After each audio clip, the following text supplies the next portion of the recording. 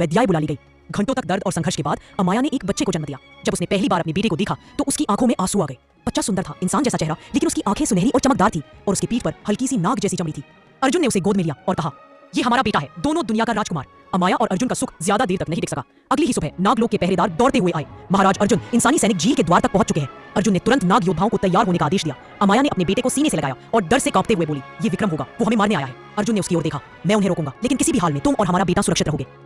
झील के किनारे पानी में लहरें उठ रही थी। अर्जुन नाग रूप में सामने आया, उसका विशाल फन बिजली में चमक रहा था। विक्रम तलवार लिए आगे बढ़ा, पीछे इंसानी सैनिकों की पूरी टुकड़ी थी। आज तुम्हारा अंत होगा नाग, विक्रम गरजा। अर्जुन ने फुसकार मारते हुए हमला किया। उसकी पूंछ के वार से कई सैनिक पानी में जा गिरे, लेकिन विक्रम चालाक था, उसने अर्जुन के फन पर वार किया, जिससे वह घायल हो गया। अमाया यह सब देख रही थी। उसने अपने बेटे को सुरक्षित जगह रखा और विक्रम के सामने आकर चिल्लाई, विक्रम, अगर तुम्हें अर्जुन से लड़ना है तो मुझ पर वार करो, ये मेरा पति है और तुम्हारा भावी राजा। राजा जो विक्रम के पीछे खड़े थे, यह सुनकर स्तब्ध रह गए। राजा ने सबको रोकने का आदेश दिया, बस कोई और वार नहीं होगा। उन्होंने अमाया की ओर देखा, क्या ये सच है बेटी, तुमने एक इच्छाधारी नाग से विवाह किया है? अमाया ने सिर ऊंचा करके कहा, हाँ पिता, अर्जुन ने मेरी रक्षा की, मुझसे प्रेम किया और ये मेरा पति है, आपके पोते का पिता। अर्जुन ने इंसानी रूप में आकर राजा के सामने झुकते हुए कहा, महाराज, मैं आपकी बेटी से प्रेम करता हूँ और उसकी खुशी के लिए अपनी जान भी दे सकता हूँ। मैं इस राज्य का दुश्मन नहीं, रक्षक बनना चाहता हूँ।